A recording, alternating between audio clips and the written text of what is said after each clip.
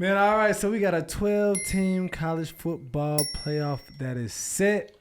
Obviously, last week, you know what you said. You had your controversial comments. Was it controversial or was it real? Well, sometimes the real is controversial. Well, say it that way. That way then. You know what I'm Don't saying? say controversial. Say sometimes the real may be controversial. You know what I'm saying? Everybody can't relate. Do you agree? Do it what I said on ESPN. I do agree with Okay, what you said. Brendan, do you agree with what I said on ESPN? Yeah. Verbal. Yes, no. Blink twice. Breland, do you agree with what I said on ESPN? Well, let's just run back over it because I don't even know what we were talking about. So let me show you then. This is what Cam said. I'm going to say it. A lot of people are thinking, and I'm going to say it. Nobody wants to see SMU. Nobody wants to see Arizona State. Nobody wants to see Indiana. Nobody wants to see Boise State. Straight up. Like, when I'm seeing this, I'm saying, how do you play before a team who's lost to, or Ole Miss has lost to University of Florida, Kentucky, and UGA? Even Miami, for that matter. You lost to a Georgia Tech team that went to 8 overtimes with UGA, right? That's a considering factor.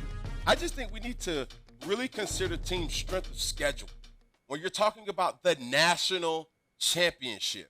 Do you or have you really earned the right to say that playing the tier talent that you've played? And no. So Cam said this. Obviously, other people had certain things to say. Nick Saban has said this. Well, what's your reaction, Nick, to seeing the decision the committee made with that final spot? Well, I think one of the things that I've mentioned, throughout this football season is if we don't take strength of schedule into consideration, is there any benefit to scheduling really good teams in the future? Like, here at Alabama, we're supposed to play Notre Dame, Ohio State, Wisconsin, Florida State in the future outside the league. Well, those are great games for fans to see, and that's what I think we should be doing. In college football is creating more good inventory for great games that people are interested in.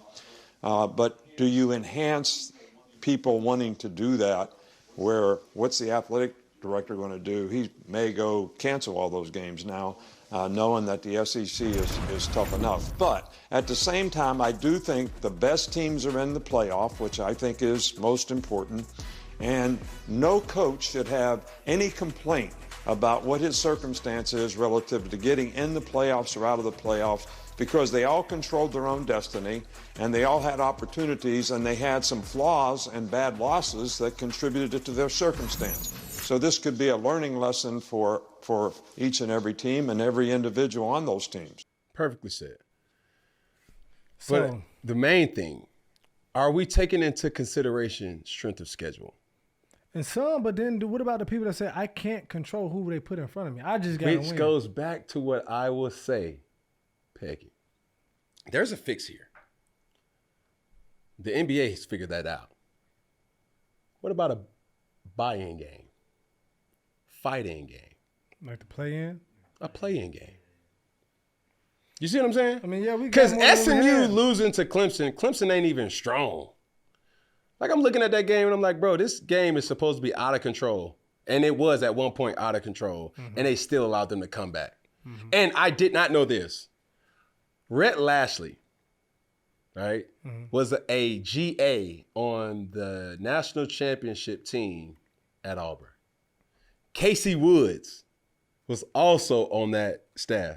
Great coaches, but circumstantial. You know that going into a program like SMU. Yeah. And no knock on SMU. I don't know if it was even expected for them to be It was where not. they are now. They fought their ass off. Yeah. Coached by an extremely good coach. I know Casey. I know Rhett. Those guys are good guys. But the thing it's is, no do they disrespect. get They're not penalized for that? strong enough to compete with the Georgia, even if they on their third string quarterback. So then, You see what I'm saying? Yeah. Like Ashton Genty, bro, he's a monster. I said this. Do we want to see Boise State? Fuck no. We want to see Ashton Genty though. Shit. Finally, we get to watch a full game and not be in our third REM sleep by the time he is playing. So, Bull, let me ask you this then. You see the bracket. You see the teams there. Who do you have going all the way? Like, what is your NCAA, your college football playoff champion? Like, what's the national championship gonna look like? Who's gonna bring it out? I mean, it's hard to go against Georgia, bro. Look, just because you're going to bet your last dollar that the winner out of Notre Dame and Indiana can beat Georgia. No, I see. Even and the sad thing about it, this is the sad truth. Georgia ain't even the best. This is the weakest Georgia team in the last 4 years. Agreed? Like, these are all facts, bro. Carson Beck ain't who we thought Carson Beck was. Them receivers that they got at UGA is subpar. So who you got? And still. Georgia gonna come out. Okay, so Georgia, who on the other side? Oregon and Texas. And then you thinking they gonna? Because I don't think Ohio State is gonna beat Tennessee because Ohio State's quarterback situation is a fucking shit show. So like, you got the best receivers in the nation, the best receiving core in the nation, and you're doing that? You're throwing those type of picks? Like, you look at Texas. It's like Texas. How that's the best team, but how do you keep losing to superior? Like, when things are equal, you're finding out about programs. And that's where the tenure of Kirby Smart comes into play.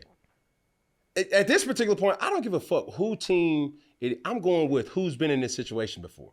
Because they know how to win more so than how teams do not know how to win, which forces them to know how to lose more than they know how to win. So you have Georgia being... and that's the thing, though, dog. Like, when I'm talking about programs, this is no knock on programs. They're just not strong enough.